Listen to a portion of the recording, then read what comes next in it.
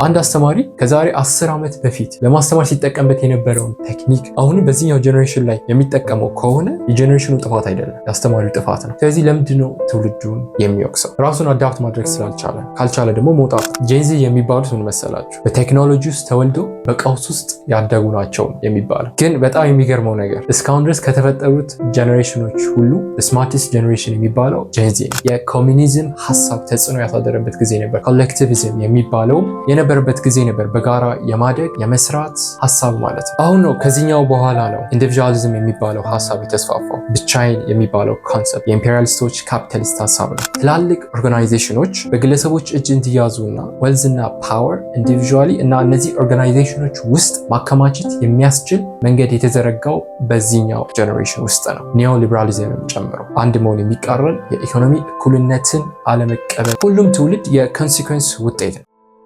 ዓለም ላይ ለተፈጠሩ መከራዎች፣ ስቃይ፣ ረሃብ፣ ጦርነት፣ ፖለቲካል ሪጂም፣ የኢኮኖሚክ አለመረጋጋት፣ ውጥቀት፣ የስራ አጥነት ችግሮችን ጠቅሰን መጨረስ አንችልም። የትኛው ጀኔሬሽን ወይም ትውልድ ነው ጥፋተኛ ወይም ተጠያቂው?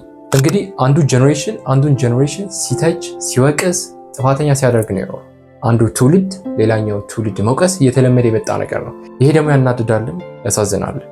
ግን እውነት የትኛው ጀኔሬሽን ወይም ትውልድ ነው ዛሬ ለደረስንበት ለዚህ ሁሉ ውጥቀት መፈጠር ምክንያት የሆነው? እንዲሁም ፈጣሪውም የትኛው ነው? ግን ከዚህ ሁሉ በላይ የትኛው ጀኔሬሽን ነው ገፈቱን የሚቀምሰው የሚለውን በዝርዝር የምናይ ይሆናል።